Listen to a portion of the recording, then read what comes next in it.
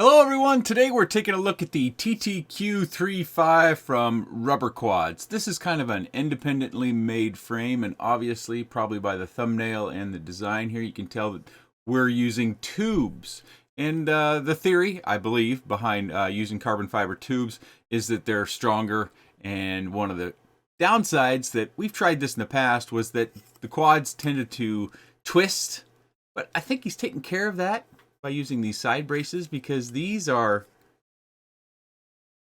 pretty stiff. And you also see a fair bit of TPU. And one other thing to note about this particular quad is if you go to the RubberQuads website and you select one of the special colors, he donates €5 to open source projects. So that's something nice to be passing on. Obviously, someone who's not trying to create necessarily a big business out of this, a passion project.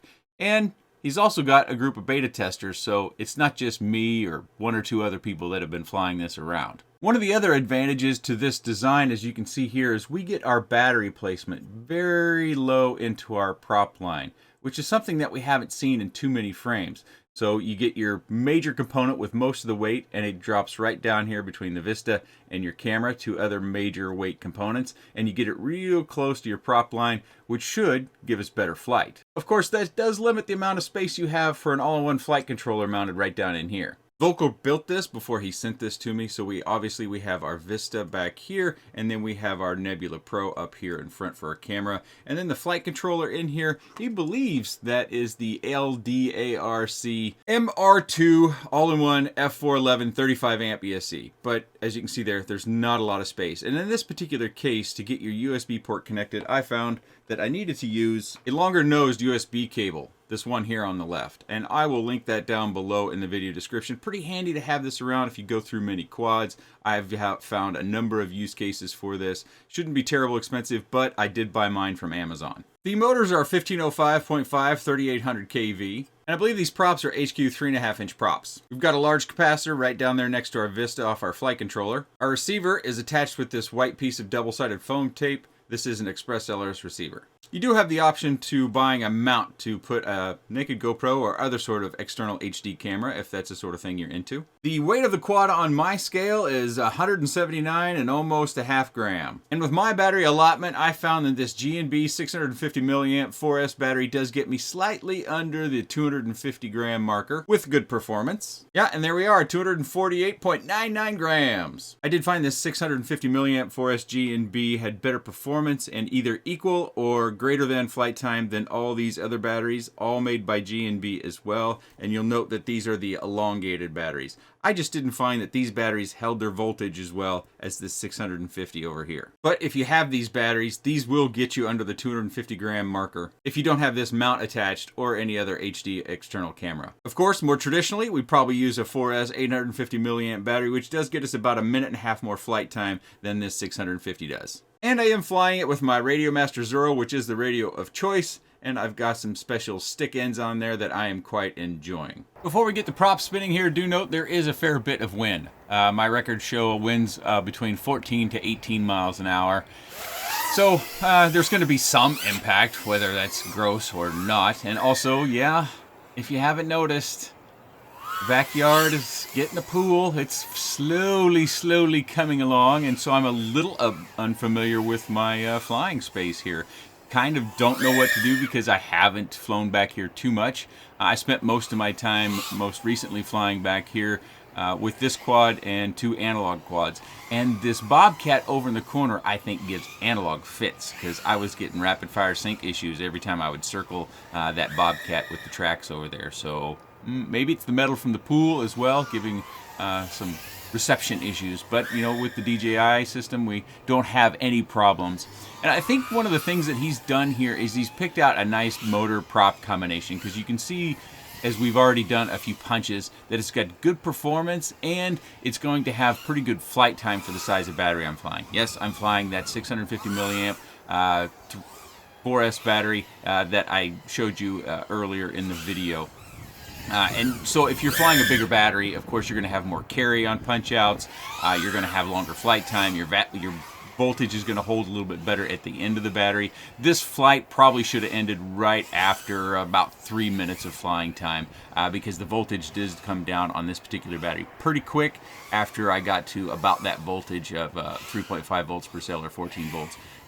But I kept flying. I was just having so much fun, and the DJI OSD does not alert me like analog does. You know, analog has that nice flashing, you know, low battery warning. And we don't get that with DJI, of course. I think it turns red, but I barely see it. Of course, I could put it right in the middle, but then I find it distracting. But the quad fly is really nice. He's got a nice tune on here. He used Emu Flight as well, so that's a nice little feature set that you can choose to use as well. If I didn't mention it already, he's got a full detailed build guide on this. It's a web page, so you don't have to go through a video. You can, you know, just go to the web page and build it out. He kind of walks you through step by step. The most difficult part, according to his build guide, is getting the motors, because the motors do route their wires through the tube.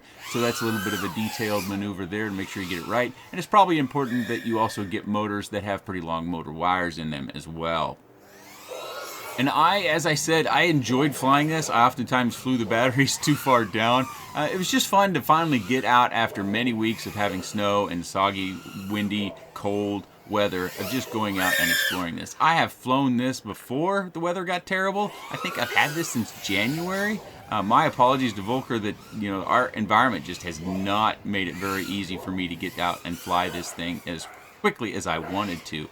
So I had some flights clear back in January, early February before vacation, and then here most recently got out and got to explore a bunch of different batteries. So I could kind of show you, you know, which batteries I think you'll want if you're wanting to come in under that 250 gram marker and you're wanting good performance. And that's why I showed you this particular flight is, you know, 650 milliamp battery, under 250 grams limit, still good flight time, nice performance still. Those elongated batteries do not hold their voltage as well, so that's something that you need to be aware of if that's the battery type you have. It's not that you can't use them, it's just for my flight style, they're just not as good as I like. I like to have that response, and quite honestly, I tend to crash more if the voltage sags too much. Okay, we've come in here to the end of the flight. The total flight time, 215 seconds, but again, that probably should have ended at 180 seconds or right around 180 seconds, which is 3 minutes. I've also got this flight, which is a flight that I captured with audio, one of my most dramatic crashes, and as I whiz around and then I hit one of those dirt piles, again, not all that familiar, even though I've probably got 40 flights back here by now, I still kind of, my memory, my retention from all those years of flying without those things, yeah, I still think I can go places where I have a big giant dirt pile. But this crash was the most dramatic.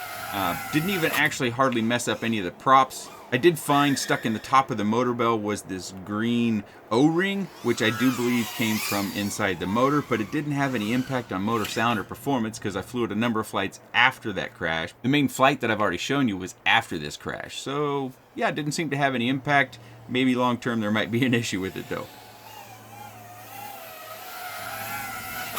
So one thing I didn't want to spend a whole lot of time, but I think it's worth noting, is this kind of has a clean and dirty section, we used to call it years ago when we were trying to get, you know, some of those split cameras with really smooth footage, some of those early days commercial flying possibly.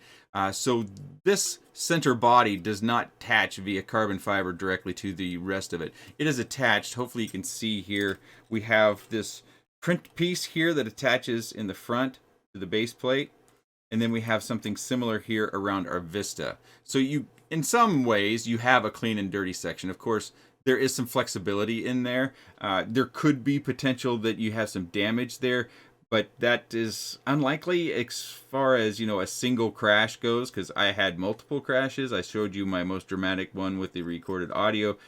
But, you know, I have quite a bit of faith in the fact that he is not only had just one person testing this, but a host of people that are doing beta testing, and he's revised this over several different iterations, I do suspect. I don't know that to be certain, I just suspect that. Of course, if you're not into DJI, you could fly this with analog. You just need to make some adjustments in how you mount your VTX back here. Of course, you might need to have some additional hardware yourself to cover the gap between here, but you should be able to mount, you know, say a 20 by 20 VTX back here. No problem. Of course, your weight might not come in quite perfectly as it does here with the balance of a heavier camera up front and having the weight of the Vista back here, so you'll be a little bit, probably nose heavy with an analog VTX in the back, but you could compensate with that by having possibly a longer antenna, maybe a heavier antenna. But Betaflight probably isn't going to give you any fits. That used to be a big issue, making sure you had a really well-balanced quad, and it probably is to the highest degree, but for most of us, it doesn't have to be perfectly balanced. But you've got your main source of weight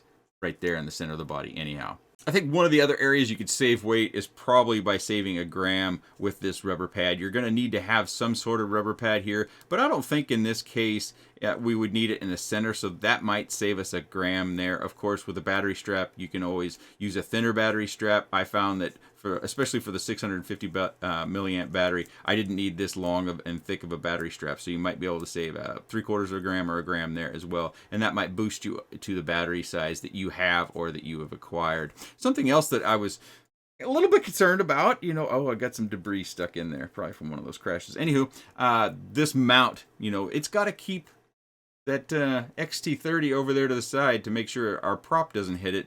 And, with all my flights and pulling the battery in and out, I didn't have any issues. It's still well adapted there. But, when you build yours, you're going to want to make sure that you've probably either, if you want it to fit in this holster perfectly, it's got to be the right length off your ESC, of course. But that's all covered in his build guide. The last place you could probably save some weight, there are probably a host of places, but one of the other places is with this ring protector over here. I think that probably weighs about a gram.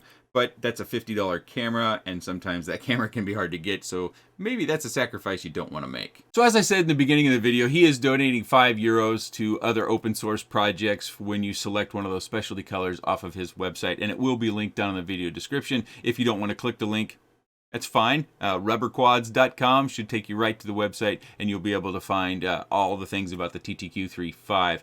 Really fun quad, very interesting design. I would be hard-pressed to find anyone who would break one of these arms, but all crashes are different. Maybe if you go flying in a bando and you get turned around and you smack a wall full bore, maybe, I don't know. I would suspect one of the TPU parts would give way before you would break one of these carbon arms. You can buy extra arms. You can buy all the extra pieces actually on the rubberquads.com website. Volker, I appreciate you thinking of me and sending this along. I enjoyed this. It was a lot of fun. Unfortunately, my flight skills and flight awareness of my space isn't quite up to snuff just yet. I'm sure that'll come around in time. We have more building that's going to be happening in the backyard, so yeah, there might be some stuff we can work out long term. But if you have any comments, questions, suggestions, or otherwise, please let me know in the comment section below. I appreciate your time. Thanks for watching.